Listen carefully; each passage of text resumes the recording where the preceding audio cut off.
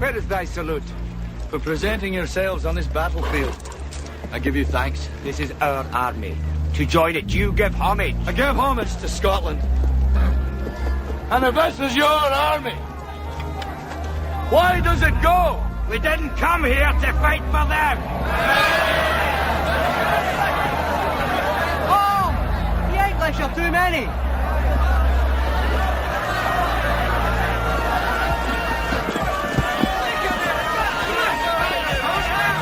Sons of Scotland, I am William Wallace. William Wallace is 7 feet tall. Yes, I've heard. He kills men by the hundred. And if he were here, he'd consume the English with fireballs from his eyes and bolts of lightning from his arse. I am William Wallace. And I see a whole army of my countrymen here in defiance of tyranny. You've come to fight as free men. And free men you are. What will you do with that freedom? Will you fight? Right? Against that? No! We will run! And we will live. Aye. Fight and you may die. Run and you'll live. At least a while. And dying in your beds many years from now, would you be willing to trade all the days from this day to that for one chance, just one chance, to come back here and tell our enemies that they may take our lives, but they'll never take our freedom?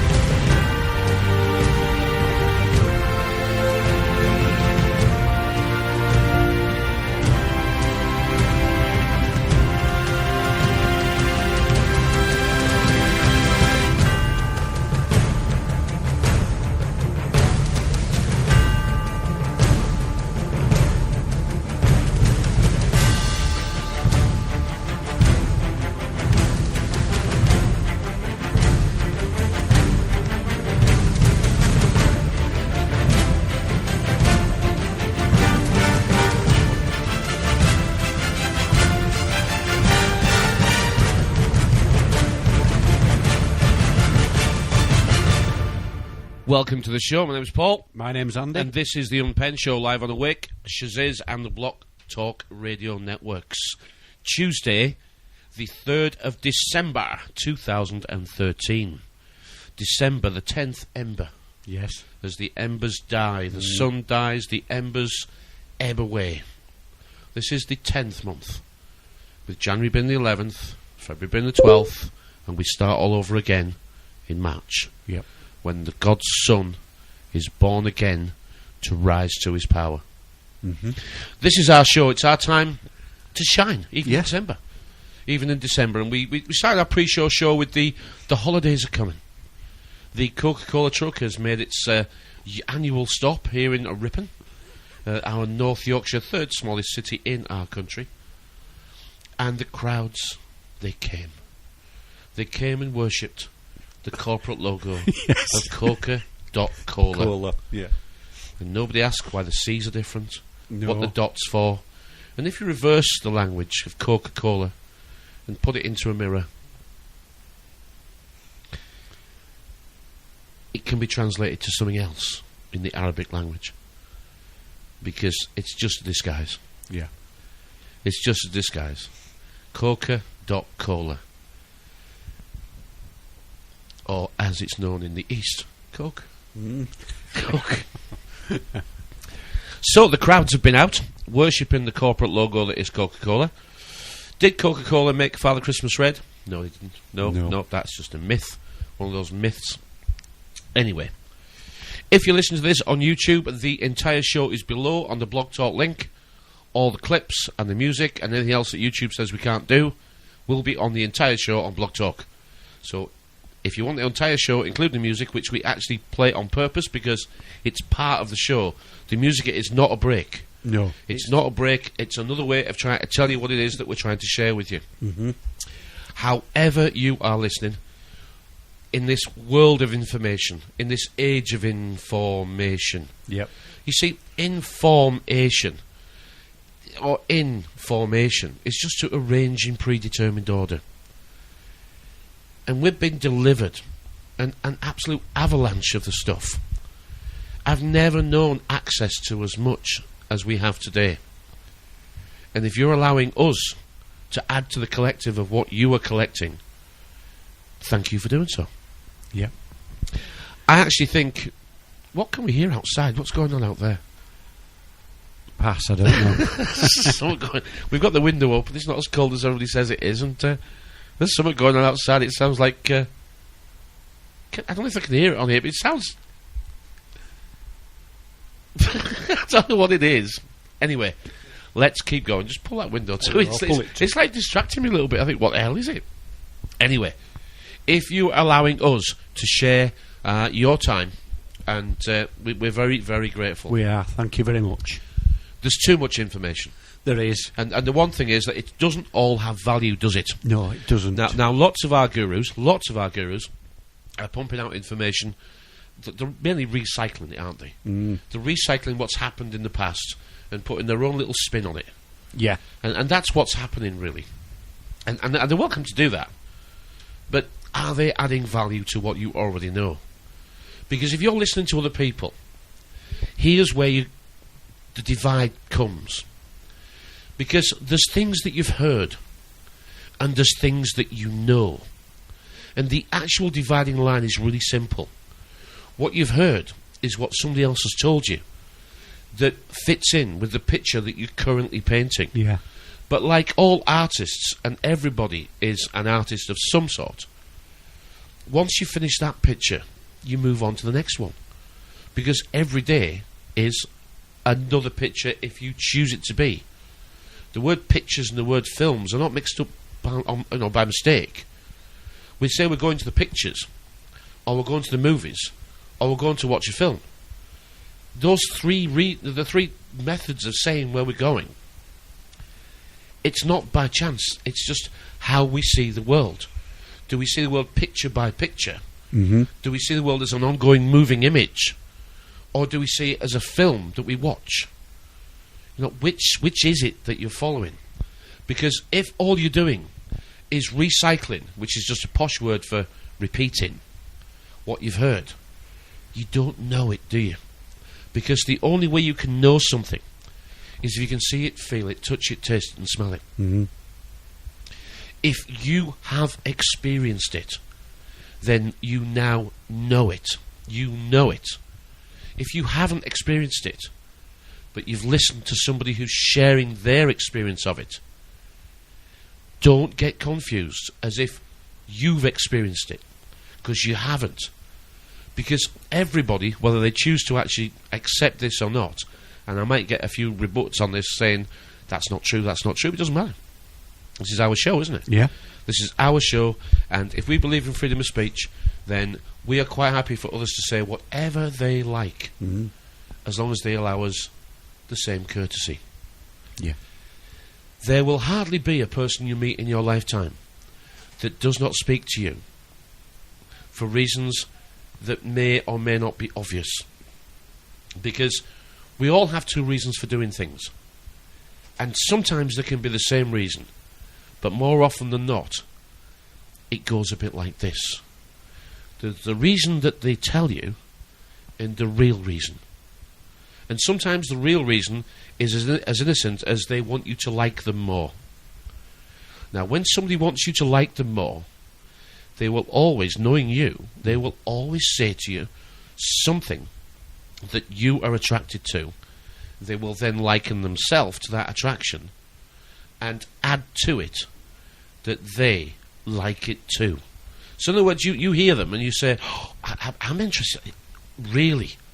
well, I like as if you're the superior one in the conversation because you said, you're absolutely right. Now, I've read one of his books and I've read another one of his books, and, you know, I met so-and-so and I spoke to so-and-so, and then and all of a sudden, the conversation that you started has been taken off you, and now you're speaking to somebody who knows more about something that you enjoy than you do. Yeah. It doesn't mean they're telling the truth. It can just sometimes be as innocent as they want you to like them. Or it can be that they actually want more than that from you. Most people just want to be liked, don't they? They do, yeah. That's actually what we all really want. And it's not that there's a deep, dark agenda in everybody's head when they approach you. But there is. I mean, we oral is to speak, isn't it? It's to use your mouth. It's to communicate with your mouth. And it's a shared experience that we have every Tuesday, isn't it? Yes, it is, yeah. I share what I see and feel and hear and taste and like that, and how it is for me. And you do the same. Yep. So we're having an oral shared experience that we're recording for other people to perhaps enjoy in the future.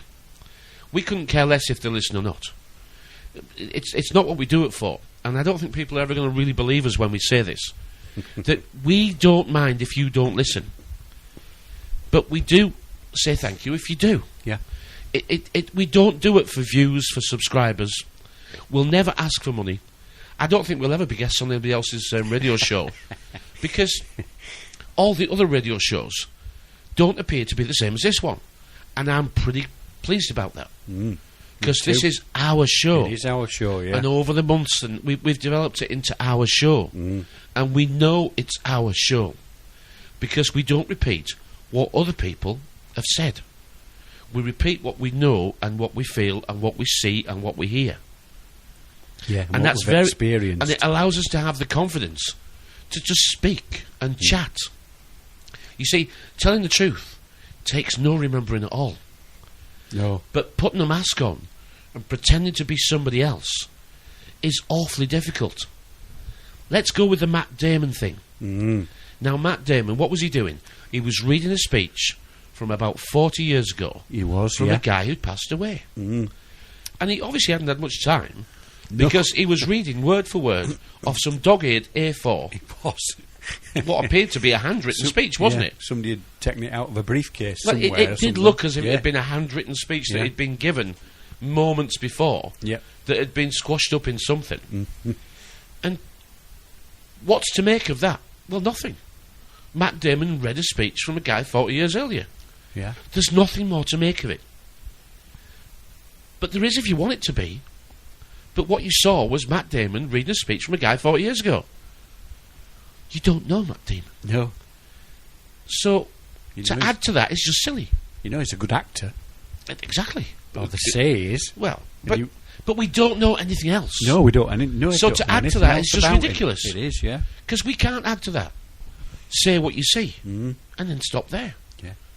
I saw Matt Damon reading a speech about socialism.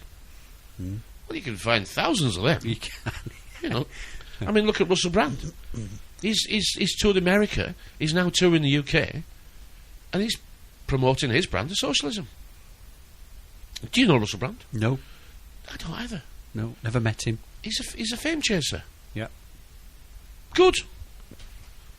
You ask most of the people who are on this on radio shows and presenting. You ask them, are you doing it for recognition and reward?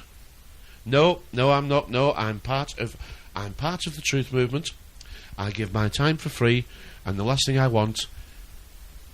Well, I do have a donate button, and I am available for interviews and speaking engagements. And it is very expensive broadcasting, you know. This is rubbish. It's not. It costs nothing to broadcast. Even just your own show on Blog Talk's less. It's not even £1 a day. You can have a show every day for less than £1 a day. They're just recyclers, aren't they? Yep. They can't afford an auto cue, so they just watch YouTube, make a few notes, and you know, I mean, YouTube's full of the same stuff. It is, and because the recyclers are doing that, they always add a bit on, don't they? They're like, I've made it my own, like they're on the X Factor. I made that version my own. There isn't ever more than one version of a truth.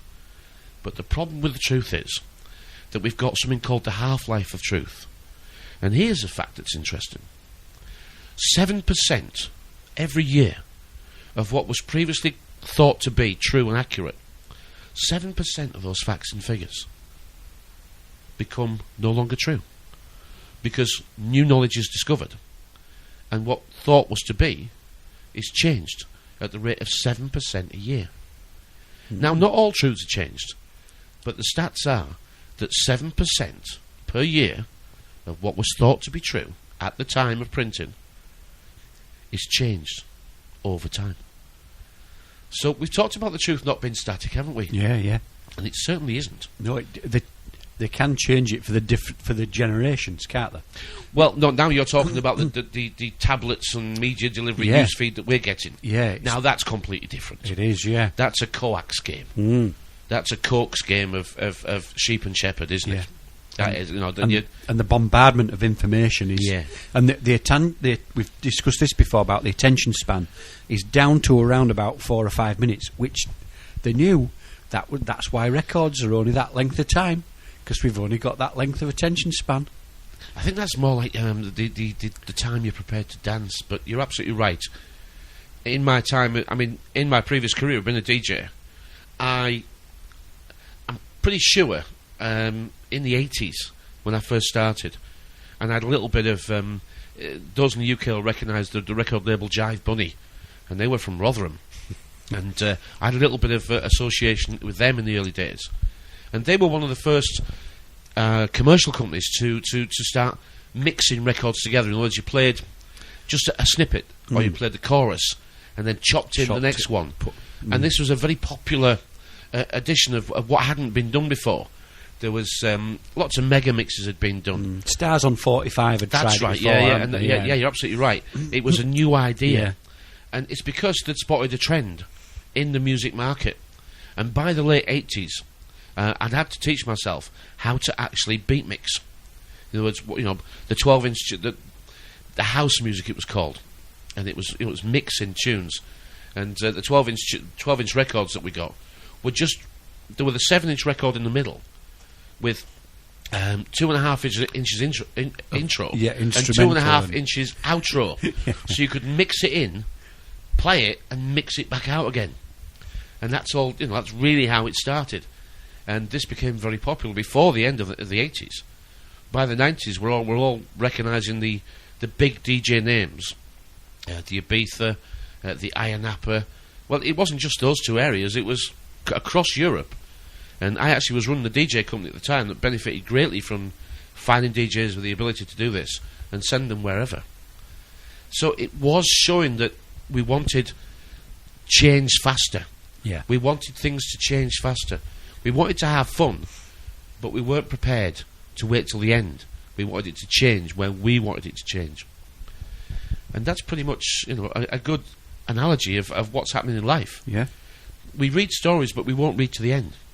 We look at the news stories, but we only read the first couple of paragraphs and then go down to the comments and have a look and see what's going on in the comments. They know these things. They do. It's ADHD on a nationwide scale, isn't it? Yeah. Because attention deficit disorder, it might as well be called distraction disorder. Something else. I didn't know that's how we were going to start the show this evening. I didn't know at all. I wanted to go with the information overload. And if you're trying to actually get it all in, if you think that you have to study the news every day, if you think that you have to listen to your gurus, and you think you have to listen to it so many times that you now know it, you're actually fooling yourself, because you still won't know it. You'll have heard it, but that's what sheep and cows do. You find them in herds. You'll never know it. You'll never actually know it. You have to differentiate between these windows that we're looking through into virtual reality with your house windows that you're looking through into the real world. And people are getting very mixed up in which one they live, isn't it? Yes, they are, yeah. Because this shows you whatever you want. This is, in many ways, the devil incarnate. You could almost say this is a version of the Antichrist. Yeah. It speaks to everybody simultaneously in their own language and gives them the answers to all questions and access to everything they want on demand. Yeah. Every vice on your device. Well, if we do the computer decode, I think I've done that before, haven't I? I think I've mentioned this before about this is just something that it doesn't mean anything to me, but it is something to think about, that we live in a world of truth which is a slippery customer. But it's starting to appear that it's all come from numbers. It's all come from our ability to store and count the numbers. And if you do the A is 6B, A is 6, B is 12, C is 18, D 24, E 30, F 36, keep going. If you do the whole alphabet with a 6 adding each time, and put in computer COMPUTER, the actual numerical addition of all those letters using the 6s is 666. And then if you put Mark of Beast in the same letter sequence and using the 6s, Mark of Beast also comes out at 666. Coincidence? Who knows? Who knows, yeah. This is just a little bit of a party game that you can do, or you can say, well, who'd have thought? It's also the number of carbon. It's atomic number. It is, but it's also sex. Yes. And that's something I want to get into a little bit. Not sex, but why 666 has been missed by so many people that it is actually sex. All we do all day is our shows, isn't it? Now, this is our public show. It is. And we're sharing with whoever. And it's free entry. We don't sell tickets. We no ice cream at half time. No, but we don't speak like this. We're not speaking any differently. No, this is the show. This is how we speak all the time. When we get together, this is what we do. We sit and we talk. But remember, our show is just a response to who is and how is. Because if you look at the spell of how is or who is, you'll either speak to show somebody who or how. So how is and who is, it's just a spell of show. We are back then, Tuesday the 3rd of December 2013. My name's Paul. My name's Andy. And we're on the Awake Radio Network, Blog Talk and Shaziz as well. Brilliant, isn't it? The technology broadcasting around the world. Now, we actually started, didn't we, with we sort of left that with oral shared experience. Yep. Now, the language, if you've been listening to any of our shows, and if you haven't, that's okay. But we actually look at the language and its higher decodes and lower decodes. And everything is an oral shared experience, one way or another. Now, the very basic animal decode is oral sex. Okay? Now, this isn't going to get smutty, but I can't think of how to describe it to you, level by level by level, without starting at the bottom. Now, oral sex. Okay, we all know what that is, so we don't need to go any further with that. But are we, what we're doing now, are we not doing a version of an oral shared experience and sharing it with those that want to listen? So, even though you think the word shared experience and sex is different, it's not. Shared experience is the decode for the word sex. But it gets a little complex because oral sex is at the lowest decode. How the master was baited by the girl. This is the red lipstick decode, isn't it? And everybody to some extent knows this, that the red lipstick decode for the girls and the wearing the red dress and that sort of thing, it's designed to bait you. Okay? It's racy, it's erotic. Sex and red, the two colours are very much closely associated, aren't they? Yep. So that's what the big red lipstick's for. And anybody who tells you that's probably not true, they've not had any experiences, because it is. Girls will wear red lipstick and red handbags and that sort of thing if they want to feel extremely ultra sexy. And this is debate the master. Well, remember, the language works one way and the other. The master has to be baited, and that's how girls attract the guys at a very animalistic level. Now, we spoke before about how we're all in some way prostitutes, aren't we? Mm-hmm. Yeah, we've talked about that before. We all offer a little of ourself for sale. A service you can offer, yeah. Yeah, it's that we sell something of ourself, Mm-hmm. even if it's just our labour, or time, as it were, labour and time, or even as we're sat tonight, we're sharing a little bit of ourselves. Mm-hmm. And we're not asking for reward, but most people do. Most people say, if you want something from me, I want something back. This is free. This is actually free. We don't want anything back at all. If you like the show, thanks very much, guys. Be listening next time round. That'd be lovely. If you don't like the show, guys. And then leave it at that. Mm. Okay, we're not going to come and try and spoil your day and judge you. So why would you want to come and judge? And I know why you would want to judge us. This happened when we went out just recently, but we'll stop there. Mm-hmm. And it's because we're saying something you don't like. Well, why don't you like it? Is it a little close to home? Is it... do you feel somehow that we're talking to you personally? Because that's the only reason you reply, isn't it? Mm-hmm. If you feel personally affected, which means that we've said something that you think applies to you. It doesn't. So you're rather overplaying your hand a little bit here.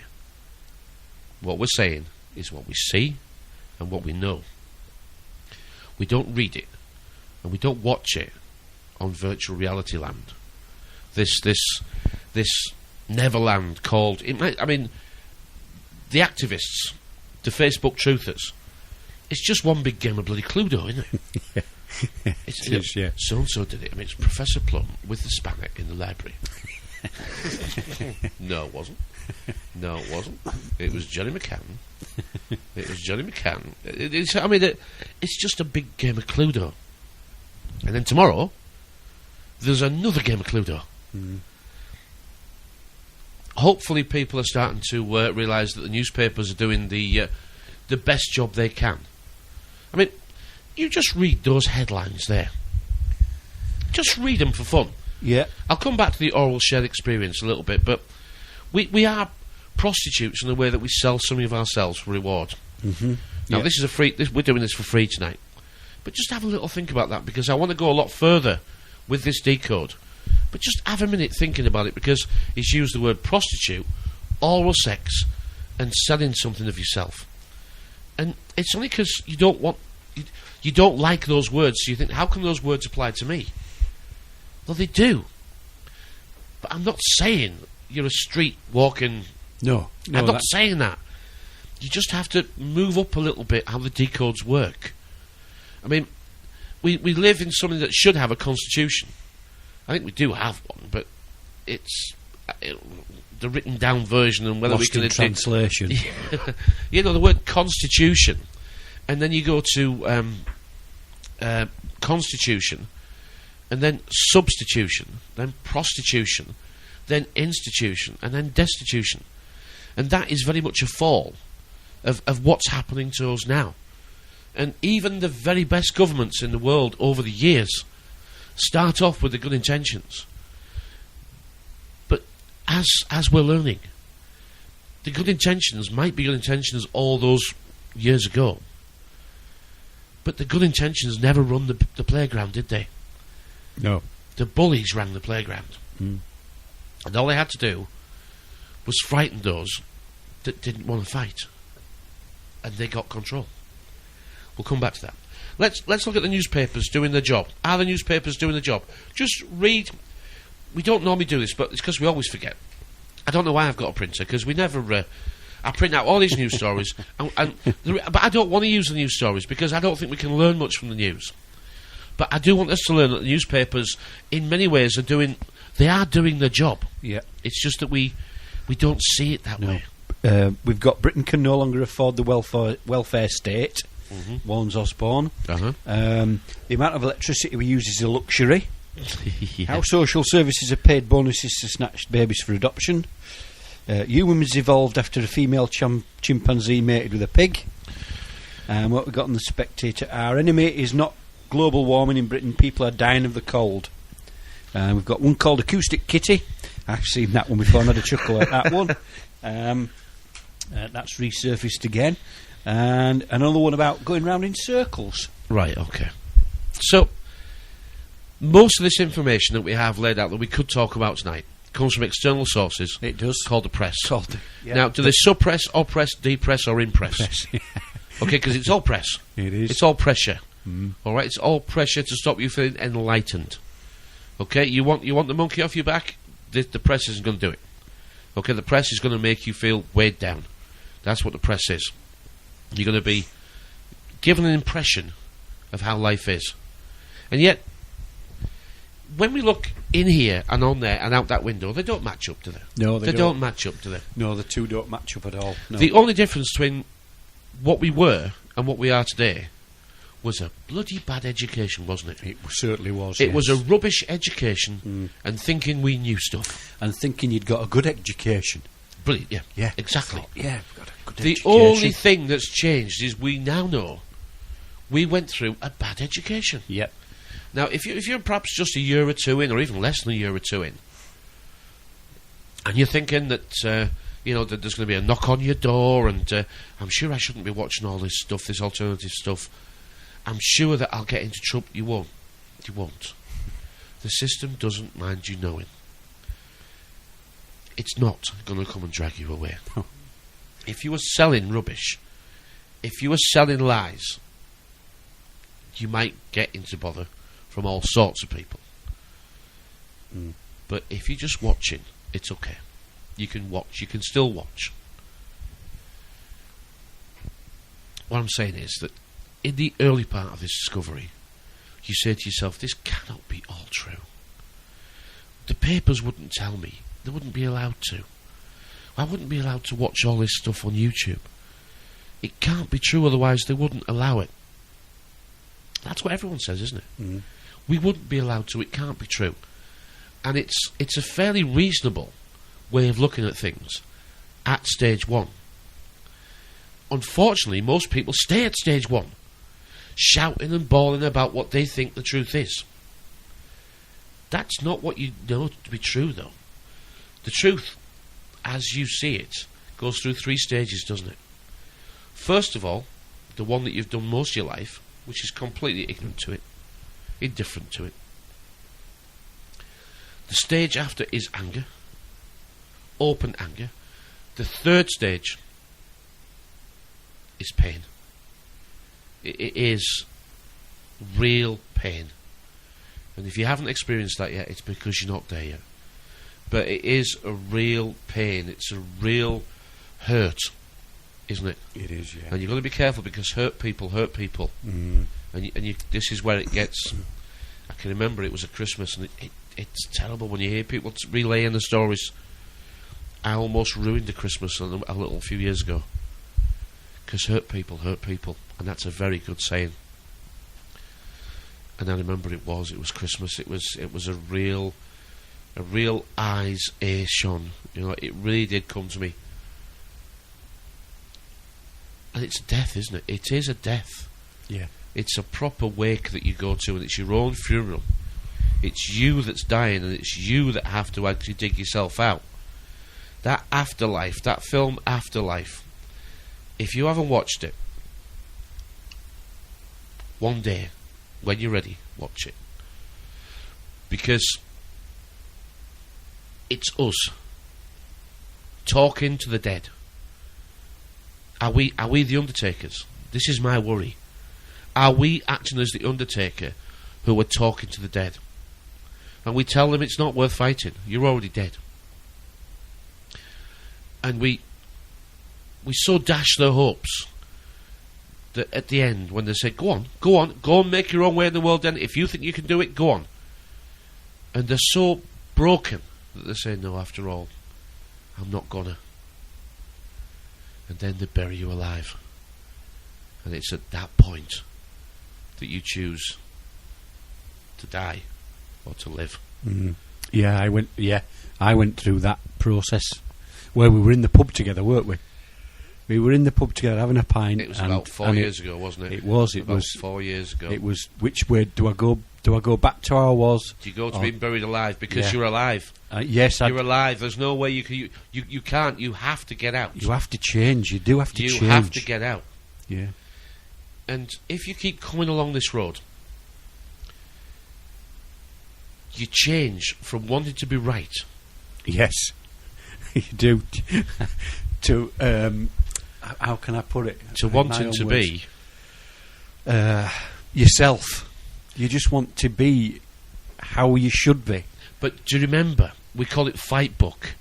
Fighting for the right to be right about things I can't prove, don't know, and just go with it anyway. But do we not? Do you remember saying we no longer want to be right because we've come to an understanding, and we actually want someone to say to us, "You're wrong." Yeah, we do. We actually want to be wrong. We actually now want to be wrong. You know, you look at what's going on Facebook and YouTube, and you see where they are, don't you? You see the journey that they're having. And this sounds like I'm being a real big head, but I'm not. And if you think I am, I'm not. I'm trying to share, and so are you. After 4, 5, 6 years of looking at this stuff, most people walk away. Why do they walk away? Because they've got to the point of knowing that the only thing that can change is yourself. Yeah. It's. I remember you asking me one day, do you feel like you're remembering? And I said to you, I'm remembering. Remembering what? He says, and you said to me, it's like, and you said to me, it's hard to explain. It's like I should have known this stuff. Yeah. Or I did know it, and now. But they want to they've dismembered us. Of course, yeah. We don't listen properly. We don't. And the reason we don't listen is because we can't shut up. The word listen is just a spell of silent. You can't learn while you're talking. We can't shut up. Do you remember when we joined Radioland over a year and a half ago now? Do you remember the first thing that we learned from Radioland? Yes. What was it? Keep quiet and let the other person talk. It was butting in, wasn't it? We listened back to the first show we did and thought, that sounds terrible. Because we were so comfortable with each other, we didn't hear ourselves butting in. No. Until we played it back. Yeah. And we realised that we were both not letting each other complete a sentence. And the reason we were butting in is to either enhance a point, yes, or to disagree it. Yes. But people do this now. You see it all day now, don't you? I have one of the best stages ever. It's a fish and chip shop with an ever moving queue of people going past me, and I get a chance to talk to them all the time. And I've learned just to be light-hearted and funny, and ask people's opinions about what's going on in the world, but let them speak. And when I reply, if I say something they don't like, they actually have no problems at all just starting their sentence in the middle of mine. They don't. You never noticed it before. And you just say, no, I don't agree with you because, and you don't get much further because they're in. Well, if you don't agree, you should look at this because I've heard this. I haven't even told you why I don't agree yet. And you can't do it. But we were doing that. Yes, and that was such a big lesson that nobody ever taught us. No, you had to do this to realise. Had to do this, to listen to yourself. And then we had guests on. Well, we couldn't get the hang of that either. No. Whose turn was it to speak? And slowly but surely you learned to wait for the gaps, didn't you? Yeah. You learned to wait for the gaps. And because it was unscripted, the Unpenned Show, people they were just coming on to sell the wares, weren't they? It was just they'd written a book, advertising for them. But that's what TV does. Yeah, that's what we were doing. We were offering a stage, a platform, a station Yeah. You know, a stage coach for them to come and present their wares. Yeah. And I remember one of the comments we we weren't got. getting nothing for it. No. We were getting... It was like, hang on. And we knew what we were doing wrong. We were trying to stand in their light, weren't we? We were, yeah. And we weren't honest with ourselves, were no. we? We thought, these guys are quite accepted. These guys are quite well lit up, aren't they? Let's see if we can get a bit of light shining on us. Yeah. I remember one of the questions somebody had put on. How dare you ask? I can't remember who it was now. Michael, sorry. Oh, it was, how dare you ask him a question? No. What? That's what they're here for. A nice clip from George Carlin about asking questions. No. Kids ask questions and they're told to shut up and not ask them anymore. No, school, sit down, shut up. What we're here for is to communicate. Shut up. Yeah. But wasn't that such a major lesson? And anybody who's done any radio presenting, all the hosts on the way could probably be smiling away to themselves saying, I remember that. I remember that. You just don't know until you've done it, do you? No. But then you find it really hard to have conversations with people who still do it. I mean, do you find yourself saying, if you could just let me finish? I know you've got a lot to say, but the only way I'm going to enjoy being part of this conversation is if I can join in. You know, I'm really sorry I was in the middle of my sentence when you kicked off with yours. But it's not going to work out if you keep doing that. Do you find yourself saying that to people? And if you say it properly, they go, oh yeah. But it doesn't stop them. Because it takes a week or two, a month or 4 to get over it, doesn't it? It does, yeah. Yeah. The fight to be right. It's that ego, isn't it? It's that ego, the embarrassment of not wanting to make a mistake. It's like you're on public show all the time. Yeah. And yet the relaxation that we have here, Yeah. we're not the slightest bit bothered. The other thing that this has taught me is that I know I don't know. And isn't that the best thing? It is, yeah. I mean, like we're talking about the truth, 7% of the truth appears to change. Yeah, every year, 7% of what we list as facts and figures changes because something else has been discovered to change what we thought was. Truth was, yeah. But that applies all through life. All through life. There is no truth on this internet. There's just a version of what somebody believes is. Yeah. Now, I know people think the internet's full of trolls and shills and certain people have been attacked, and I've had none of that. I can't join in at all. None at all. We've been online now, 18 months. We've been active. Nothing at all. No one's bothered me at all. And say, it's because you're not big enough, Paul. You're not important enough. But I've had nothing. Nothing at all. And do you know what it is? It's because you don't get involved. You're using Fightbook for the wrong things. It's just a popularity contest. Yeah. There's adults putting pictures of cakes and buns and cuddly bloody toys on here. And they're wanting people to congratulate for them. It's a bit like kids baking, isn't it? When the kids went baking and said, look at these, Mum. And they said, oh, well done. I mean, adults putting pictures of bloody cakes and buns on. I know, putting pictures of the Christmas decorations up in their house. As if you bothered. Yeah, lovely. Right, yeah, nice. But if we criticise openly, though, they won't listen to us. No. And you've learned and I've learned, this isn't for everybody. There are some people you can wake up, but they have to want to be woken up. They do, yeah. It's not you have to want to wake them, you have to catch them at the right time. Yeah. They may have heard something and they come back, don't they? Very few. How many have we started with? Plenty of people. I would say over the certainly past 2 or 3 years, we've invited loads of people. We've sat and chatted and we've been very gentle with them, and they won't come. No. They won't come. No. It's awful because it appears that you have to actually be a loser before you hit this level, and then you blame everybody else because you're here. And it's only when you stop blaming everybody else because you're here and realise that you've been reading the wrong rules your entire life, that you actually start to get back up again. Yeah, you're reading rigged rules. All sales are rigged. Yes. And shows rely on sales. They do. Yep, sits bums on seats. Shows rely on ticket sales. And we tick things all day. I know there's a bit of a Simon Cowell X Factor, and look what he said to this person. And then it seems to be all over my Facebook page. Look what happened here, look what happened here. This is just X Factor marketing. I mean, have you noticed that most people discuss characters and assassinate them? Yeah.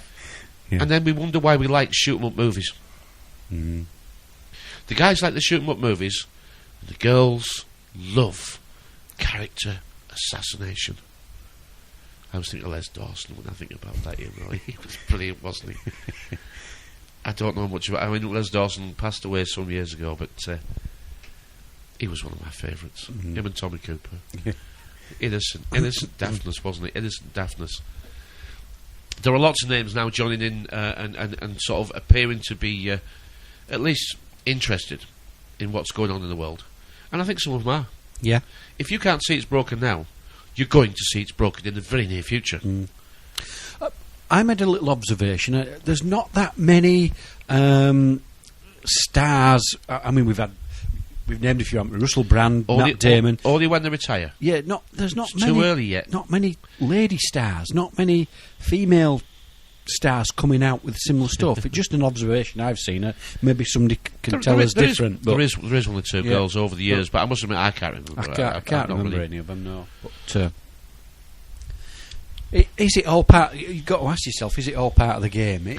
I think you've got to stop. Do you think we get a bit? No, but I think we get a bit paranoid about who's in and who's out. Yeah, but this is designed to do. But this is a remote control system. This is the laziest spying gadget ever. Yeah, because the spies don't have to go anywhere. I mean, look how hard they had to work in the 60s. Look. I mean, spying. The acoustic kitty. Yes, this made me laugh. This is brilliant. You can I've have seen this. It before, yeah. I didn't know anything about this, but it came up on. I can't remember. It came up in conversation just recently. I said, "Is that true?" They said, "Well, go have a look." It's quite old. Yeah, Acoustic Kitty it's called. It was a CIA project launched by the Directorate of Science and Technology in the 60s, attempting to use cats in spy missions. And they intended to spy on the Kremlin and Soviet embassies. And one of the reasons for that, I don't know whether it says that in here, but it was apparently the Russians did like cats, and there was a couple in the Kremlin apparently. But the first acoustic all the James Bond kitty bands emission like them. Was to eavesdrop on two men in a park outside the Soviet compound in Wisconsin Avenue in Washington, D.C. The cat was released nearby, but it was hit and killed by a taxi almost immediately. But this cat had a transmitter inside it. It did. They put a transmitter in it. And the aerial was in the tail. Yeah. And on its first mission, it got run over and killed by a taxi. But look how ingenious they had to be. You know, just that somebody was sat. Time of the Cold War, that you see, wasn't it? Yeah. It was only called a Cold War because they never meant it to be a hot war. No. Let's go through some things that we're pretty sure are accurate. Then let's say that the control system, as we see it, politicians and armed forces, are all answerable to a higher level. Yeah. And it's always the same higher level. It's the money printers. It is. The money printers. Who owns the money printers? We can argue, but the what's that book that I've read about the superclass? You know, I've read that book. It was a terrible book to read. I hated it, but I've read it. Superclass, and that makes the claim that there's 6,000 families worldwide, and they're all pretty much vying for the Premier League, as it were. And the Premier League are the big money printers, the Bank of International Settlements, and whoever's above them. And they can just create the stuff out of fresh air. It is a money-based system. It's always been a sex and money, sex, drugs and rock and roll system. Follow the money. With the money. It's always been that, and it always will be that until we've got something else, and we're never going to get anything else. A little bit of sideline on Bitcoin. I still don't know any more about Bitcoin than I did last week, and it's not for me. No, it's not for me. It's not for me at all. No. It's been around for about 4 years. Good luck with it. Good luck with it. I hope it really works out, but I cannot support something that takes us a major step forward to going cashless. No, I can't support that at all. I can't support that because our lives will change in a way that we can't change back. They will. If we ever go cashless, if we ever accept a society that is completely cashless, and I know that's the plan, and the reason I know that the plan is because I don't have to read it, is because if I was sat in the top seats trying to make this whole company more efficient, I'd have to eliminate the grey economy. Well, the grey economy is what's holding it all together. Yeah. Us doing things for each other.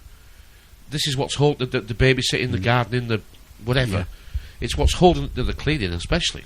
Yeah. Without that, this economy would collapse. It would.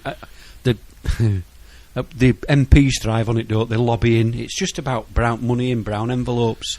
That's why I think we're okay for a bit longer. Yeah. But Bitcoin's a major step forward. It is for the what we call the lower classes, the bottom feeders, which is us. Well, I don't know. I mean, why now? 2009. Exactly. Why now? Where's the big money coming in? Well, who's got plenty of it? Well, the people with plenty of money. I wish the Bitcoin well, but I hope it doesn't. It doesn't require me to trade with it. No, because I don't think I'm going to want to. But it needs real. You'd have to have real money to put in it, and then you turn it into a virtual That's the fact, currency. isn't it? This is the fact. That is the bottom line. This is where you turn something you can pay your gas bill into into something you currently can't pay your gas bill, and you have to transfer it backwards and forwards. Yeah. Them banks ain't full of gold because gold isn't worth anything, that's for sure. Tuesday the 3rd of December 2013, live on Awake Shaziz and Blog Talk. My name's Paul.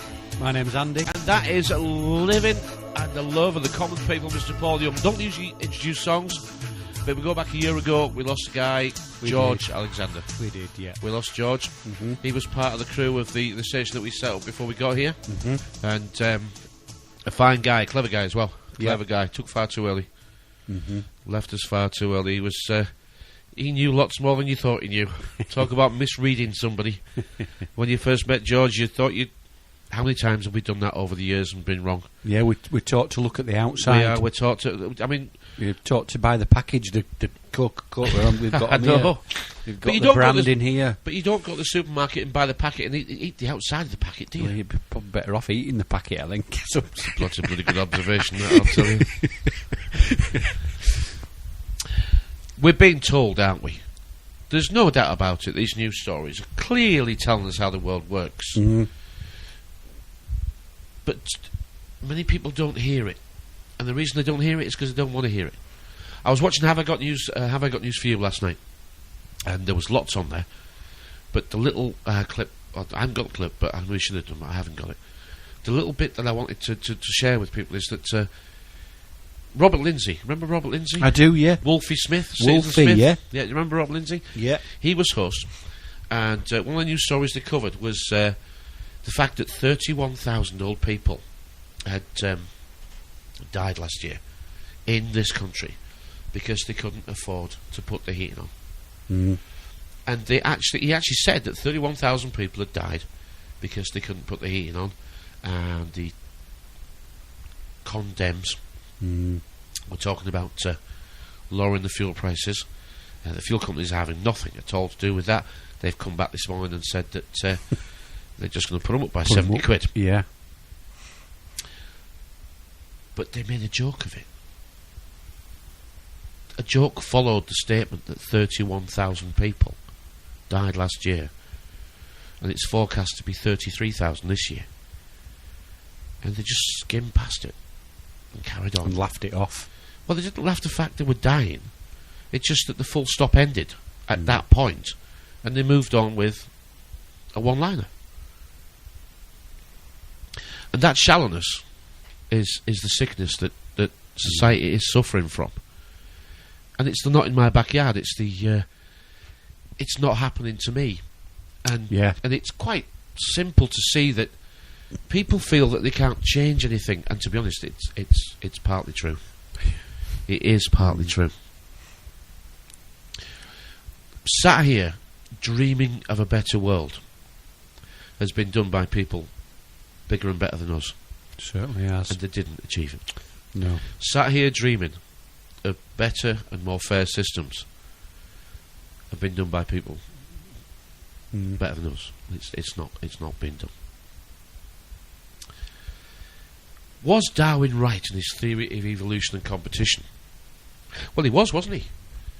He was. Because we actually like watching competitions. Yeah. But these are counterfeit competitions. Because we're not doing them. So we actually support one side or the other, and somehow feel that just by watching, we are part of Team GB, or Team UK, or Team England. We're not. But we're so decadent and lazy now that we actually just feel we've achieved just by supporting, because we can't do it ourselves. Darwin's theory of evolution, he never claimed it to be truth, did he? He said it's a theory of evolution. What is a theory, yeah. But he understood the competition. And the competition is what our lives have been. But we're not competing for resources like we used to be. We're not competing for the very food on our tables. That competition's been changed into exchanging our labour to our lords and masters, hasn't it? Mm-hmm. And this is what people don't see. I've heard people saying that we're bought and sold on the stock exchanges. We are. We're physically bought and sold. And you say, how? And they don't actually know exactly how. We just are. We don't quite know exactly how. Can't put the finger on how they do it. Yeah. There's preferred stock and general stock and common stock. And it's all us. And we're bought and sold on the exchanges. Well, we are. And I don't need to do much research to find out exactly how it's done. Because as usual, it's right in front of you. We have, and it's only been the past couple of 100 years, really, hasn't it? Yeah. Had to beg for jobs. Yes. It really started with the steam, didn't it? It was the steam engine itself that started the mills.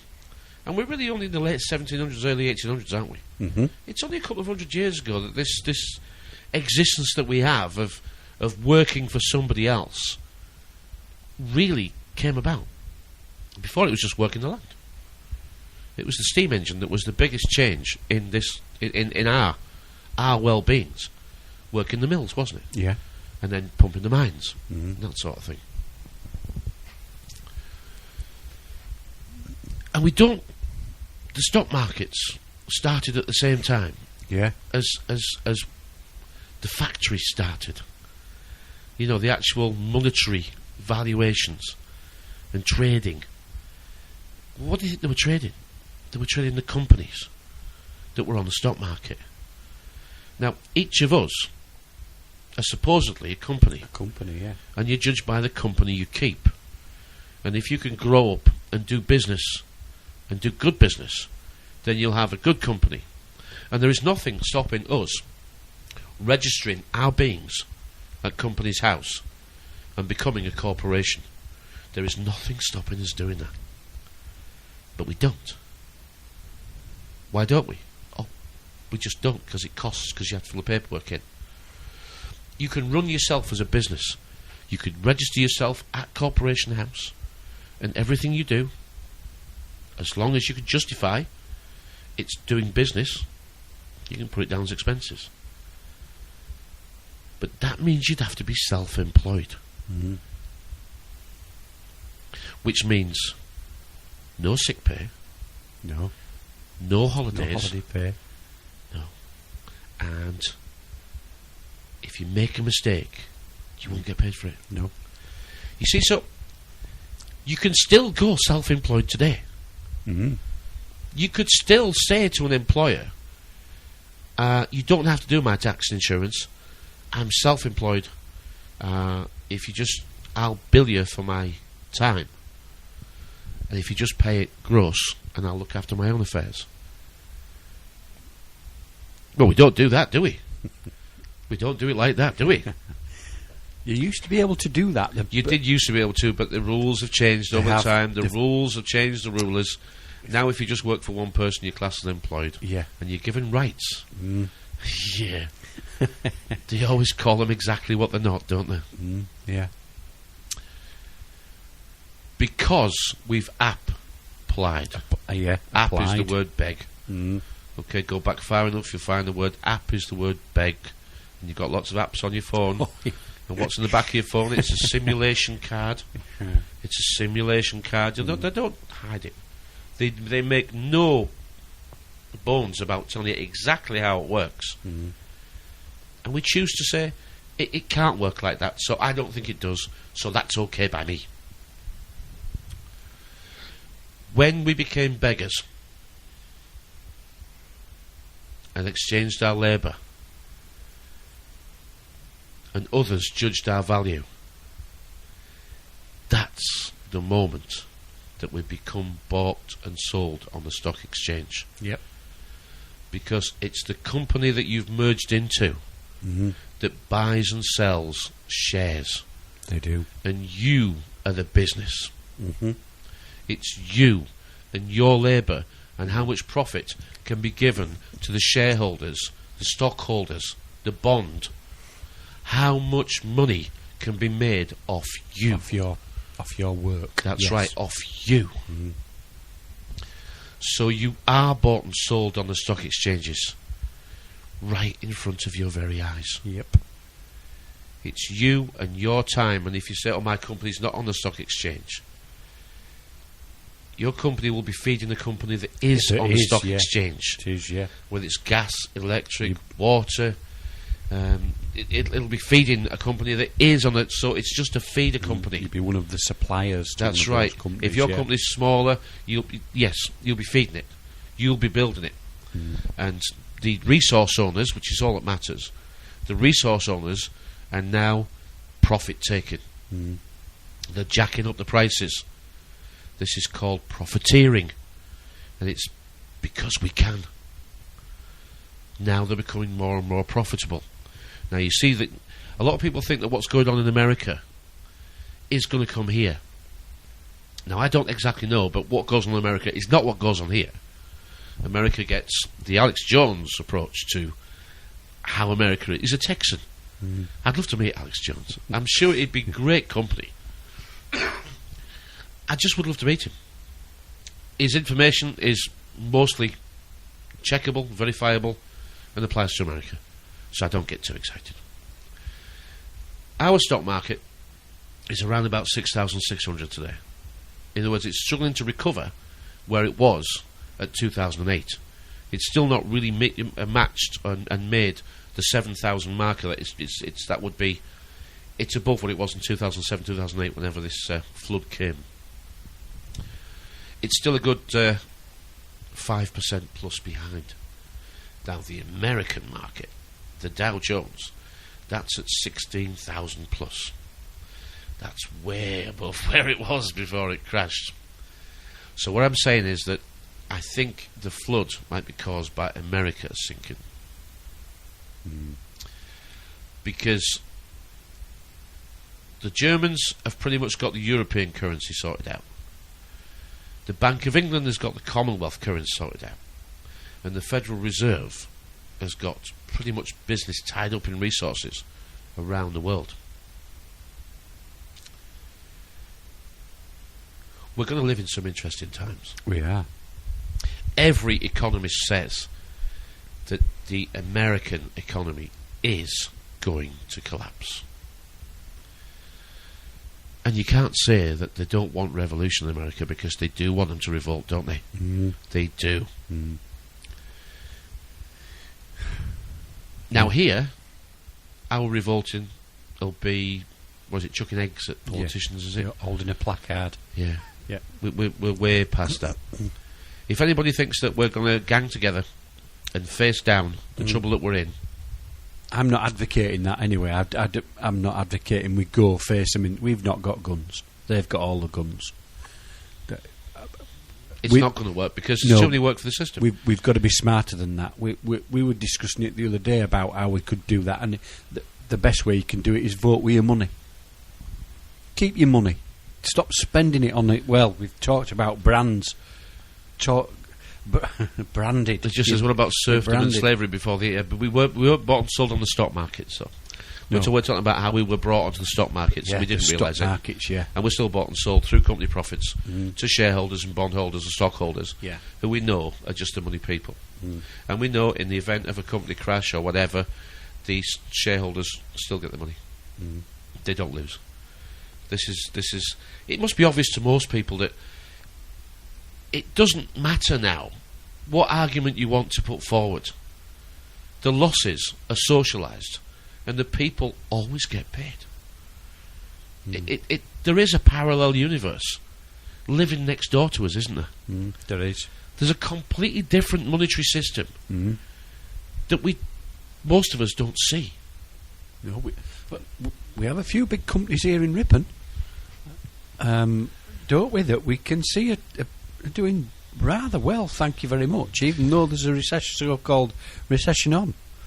So, but we know the big companies. But I'm back down to the question that we always ask. The only time we encounter people who want to listen and learn is when they've lost everything. When they've lost everything, yeah. Well, that leaves a bias of what they want to achieve. Yeah. Because the first thing they want is like, can someone help me because I can't pay my bills? Exactly. I'm not totally lost everything yet, but I can see in the future how they're whittling away at every little bit that you've got. They just want but we don't give financial advice. But no, if you want to get out of debt free, this is just my opinion. Go bankrupt now. Admit that I maybe don't want to spend hundreds of pounds trying to buy this house that I can't afford. I don't want to spend hundreds of pounds trying to defend a bill that I've agreed I'd pay. Go bankrupt. Get over it. Get yourself back on track. Keep your family together. Because I personally think, and this is my opinion, in a couple of years' time, when our 70 new prisons are built, it says that they're going to... it's a little bit scary. You're not going to get out of it anymore. No. This you can go bankrupt and walk away like, it's not quite true. But you still can go bankrupt now, and you still can, to some extent, walk away from it. I know that, you can wipe a lot of it off. You can. Which I used to ask the question, where does it go? So where did it come from? So know who it do you came owe from. it to? But you've got to ask yourself these questions, haven't you? But you know. Yes. All you've done is you've promised them something. You promised them it. You did, and that's what you did. It was your agreement. You promised You were the them only one that signed it. It was your promises they've spent. Yeah. I know. It's wrong, but it's more wrong that we don't understand what we did wrong. They gave us something to read and we didn't read it. We didn't read it. No, we didn't. And if we had read it, we probably wouldn't have gone ahead with it, so it's burying your head in the sand. The thing is that these 70 new prisons, I'm a little concerned that they might end up being debtors' prisons. That is what I think is possibly going to end up here. Yeah. They're going to be debtors' prisons.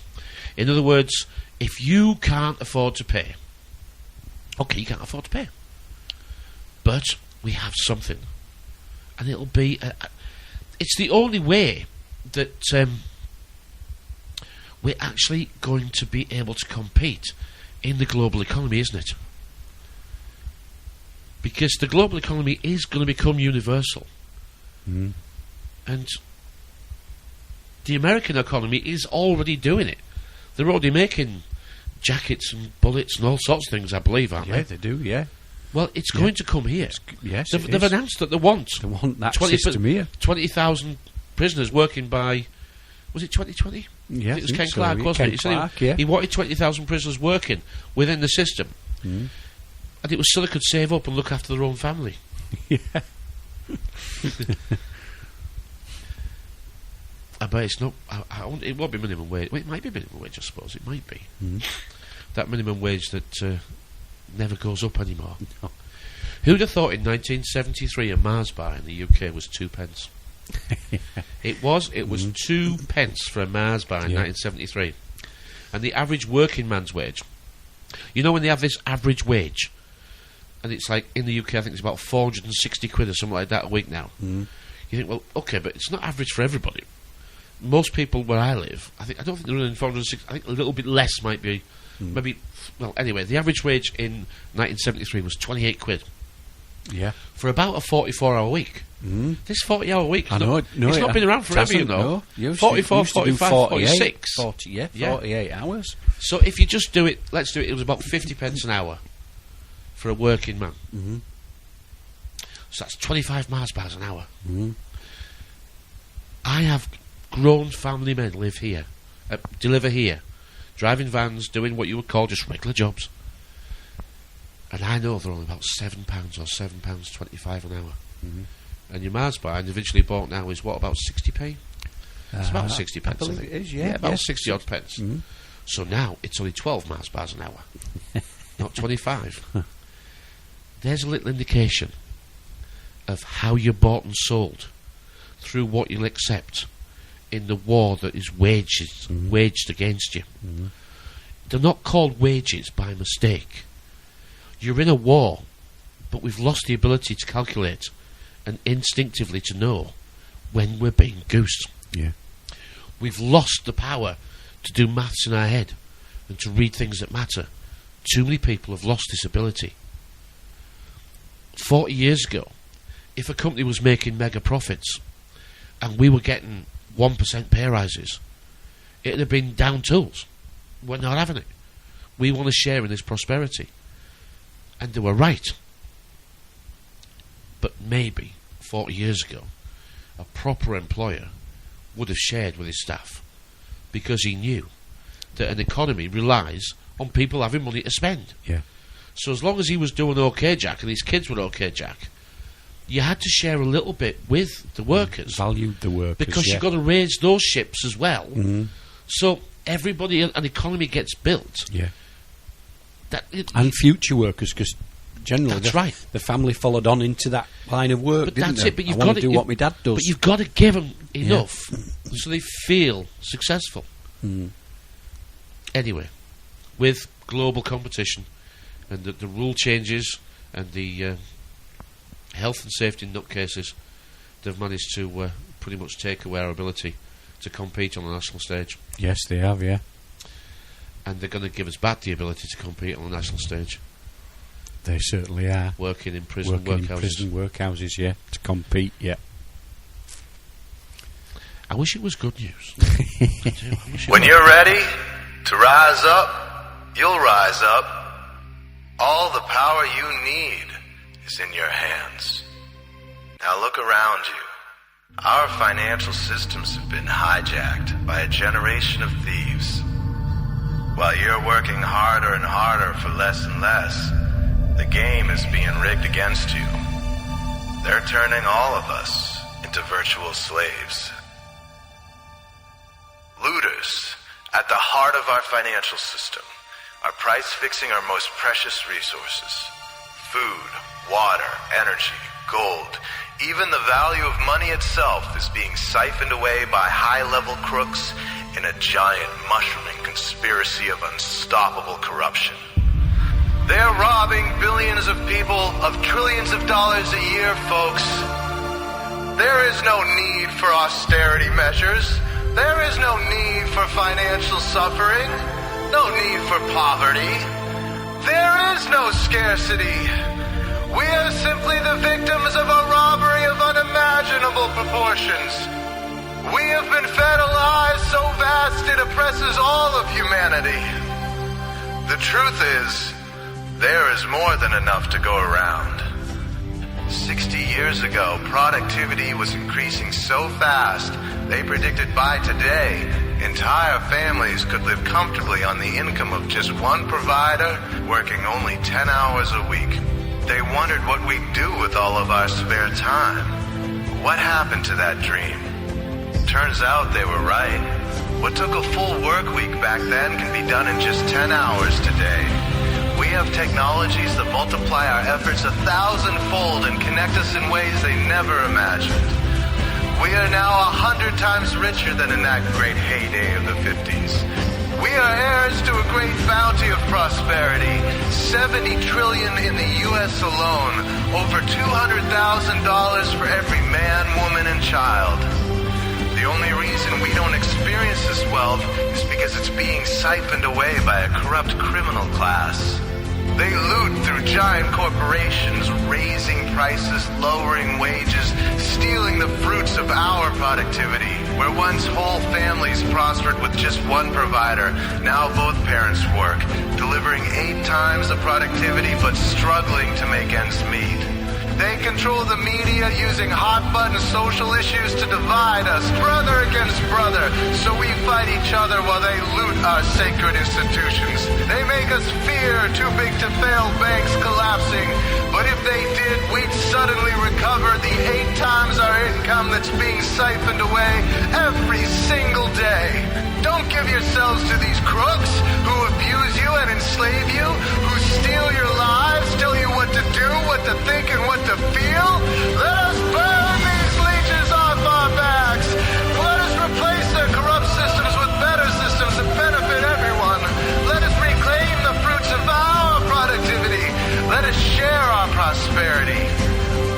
We can do this now.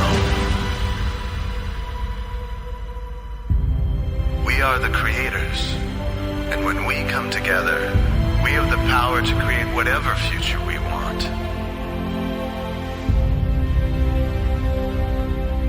I do keep playing that, and I keep playing that on purpose, because it's right. It is. Our children, our grandchildren's future is being stolen in front of our very eyes. It is, yeah. And although I know shouting at people isn't going to change it, although I know playing that song time and time again isn't going to change anything in the real world, it's so obvious, isn't it? This blindness that even is, it's biblical proportions, isn't it? It is. Helping the blind to see is I now understand what it means. Yeah. They're not blind at all, are they? Talking about blindfolded people, here's a fact as claimed to be at this moment in time, and I can see why this makes sense. When I told you about this, what did you say? You said, they have been studying us forever. Yes, yeah. Now, apparently this is a new fact that's been released, but I don't think this is a new fact that's been released at all. Either.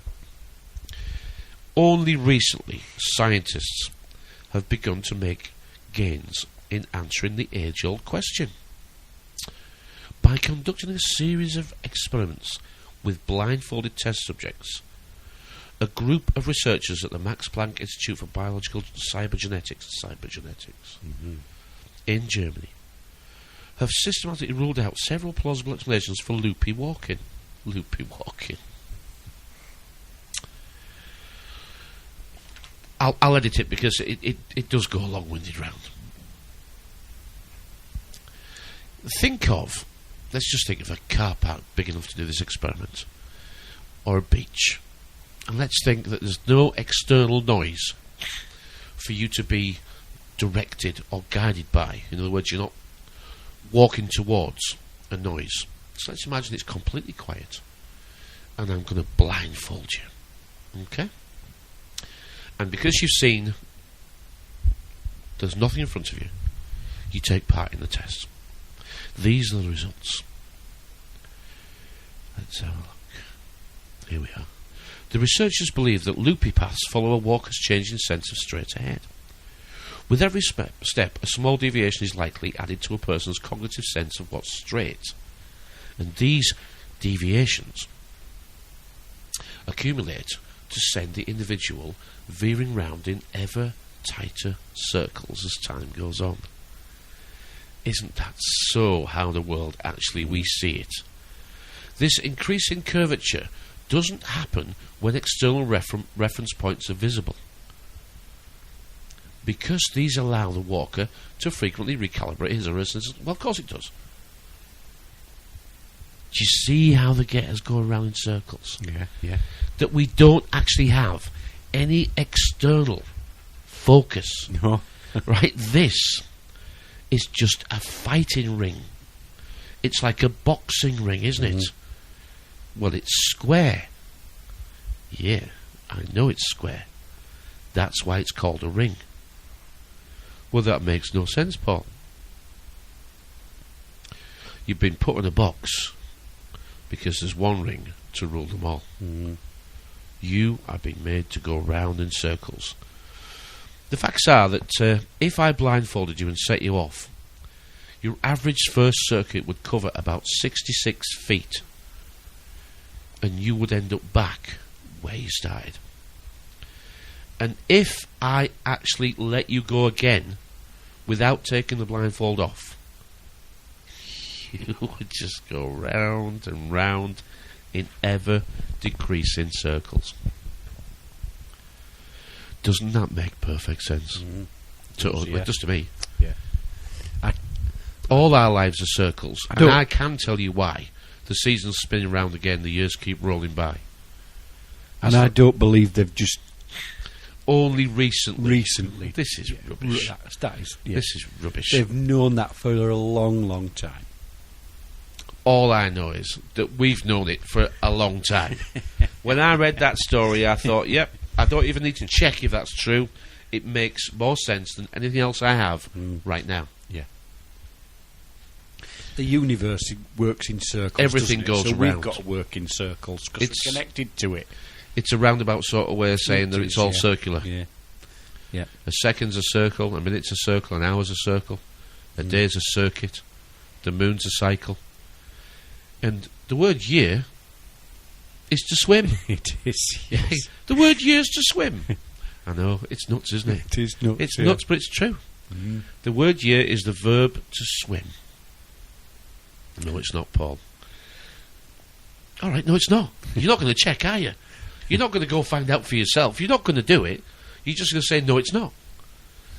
Everything that we talk about has been or is on my Facebook page.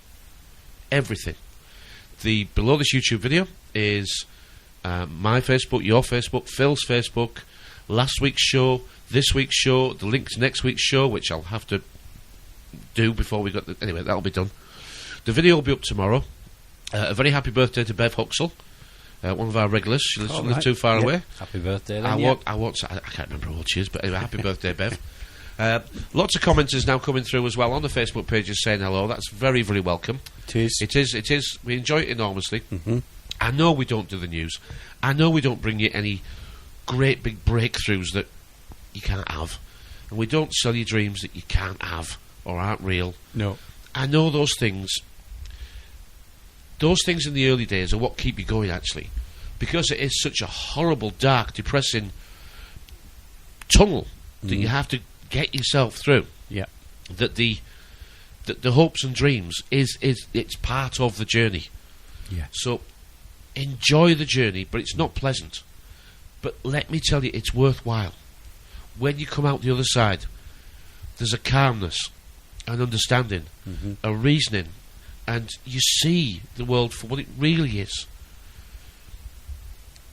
Sometimes it's a curse, but mostly it's a blessing. I wouldn't have it any other way. And here's the biggest, for me, bonus. You never need to argue. You don't, do you? No, not really. Well, you know that arguing only ever ends in aggression. And you don't need to swear. Because swearing it indicates a level of temper or aggression, doesn't it? So when people swear, the signal is given off to the listener that they're getting mad at you. Now, in this journey of discovery, but I think it should be a journey of recovery, because we've been taken to pieces. We've been absolutely hammered. This boxing match, through jabs and shots and blows, we've hit the canvas, and it's only when you hit the canvas, and when you hit the canvas, which is the floor of the boxing ring, only when you've been hit, and you're down, and your nose is on the canvas, do you actually see the world for what it really is. So I understand you have to lose this fight to learn how to win it. You do, yeah. And this is the toughest part. You have to let go. And that's how the system counterfeits it. It's not losing, is it? You're actually you're learning how to win again. That's the thing. What a good point that is. You are, because one is spelled O-N-E. Yes. That's the word one. It is. I know. It's when you put yourself back together. when you actually remember. And Because you won we've said that, Yeah. haven't we? Yeah. We've said it feels like I should know this stuff. In fact, it feels like I almost feel like I did know this stuff. Yeah. And your common sense returns, and your sense of oh, I know that. Oh, that feels great. Whole and whole. Yeah, exactly. Yeah. HOLY And or WHOLE. Yeah. They always do it. They do. This is a counterfeit game. It is. Facebook is a counterfeit boxing It ring. is. YouTube is a counterfeit cinema. It's a counterfeit library. It's there for your entertainment. This is a fair ground. Okay? But don't call it fate. Because this isn't fate. No. FETE or FATE. Okay? It's not fate. Fate is just luck. You're either lucky that you avoid falling down the holy, or Yeah. you don't. Yeah. And Either someone's told you there's a bloody great big hole in this field, yeah. and if you go this way around, you won't fall in it. Yeah. That's luck. Someone's told you. I know. But fate is what you go to play games. When I say to people now, good luck, and I say to them, and have a bloody good luck before you That's do anything what it's else. all about. Yeah, that is the good luck. Look before you leap. Yeah. We see it as LUCK, Yeah. but it is actually LOOK. It is, yeah. Good luck. Have a good look. Look before you leap. I know. Brilliant. This language decode is simple to us. It is to us now. and impossible to everybody else, and it's a shame. It is a shame. It really is. You know, I mean, A sham, a shame. Yeah. well, to be ashamed is to be embarrassed, and I'm shamed because I can't describe it in a way that other people can see it. I can't share this picture with words. You have to paint it yourself. Do you know what I mean by that, don't you? I certainly do. I've got it in my head. I've got the picture in my head, and all the connections are there. And when I ask, I can see, but I can't share it very well. You see, to show care is to share. To share, yeah. And to stop caring is to scare. Scare. Of course. Remember, they scare us. They make us run for cover. And don't discover, because that doesn't sound very... It's not very... To discover is a negative, isn't it? It is. This is a ward that we live in a can't concentrate camp called England. And this might as well be a military wing of a hospital.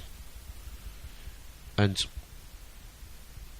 we've had our stroke, we've had our heart attack, we've had our scare, and now we're in recovery. And we've been told what you were doing was wrong. Now, have you learned what you need to get through life a bit more successfully? Have we? I'm still learning. Good lad. All fish live in schools. Yes. We they never do. leave school, You never leave school. No. but we can move up. Yes. Remember? You can get nearer the surface.